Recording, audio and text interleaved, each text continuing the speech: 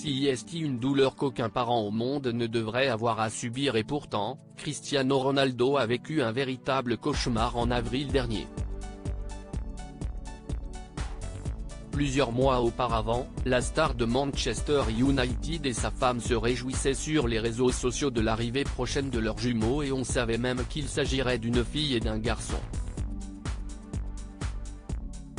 Malheureusement, rien ne s'est passé comme prévu pour le couple, et lors de l'accouchement de sa compagne Georgina Rodriguez, le petit garçon est tragiquement décédé. CIST, avec la plus grande tristesse que nous devons annoncer que notre bébé est mort. CIST, la plus grande douleur que n'importe quel parent puisse ressentir, ont déclaré conjointement les deux stars. Dans leur malheur, ils ont tout de même pu accueillir la petite Bella Esmeralda dans leur foyer. Seule la naissance de notre fille nous donne la force de vivre ce moment avec de l'espoir et du bonheur, poursuivent-ils dans leur émouvant message. Depuis, la petite fille a été parfaitement intégrée à la grande famille de Cristiano Ronaldo, qui compte déjà 4 enfants.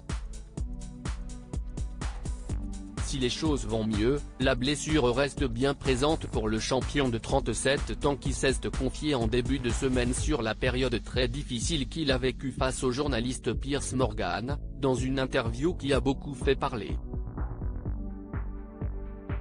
CIST, probablement le moment le plus difficile de ma vie, a déclaré le quintuple Ballon d'Or. Je ne vais pas mentir à mes enfants, mais ça a été un processus difficile dans cette dure épreuve. L'une des choses les plus terribles a été d'annoncer la mort du bébé aux autres enfants. Gio est arrivé à la maison, et les enfants ont demandé où est l'autre bébé, où est l'autre bébé, raconte Cristiano Ronaldo dans cette interview diffusée sur Talk TV. Finalement, les deux parents ont pris le temps de la réflexion avant d'en parler à leur progéniture.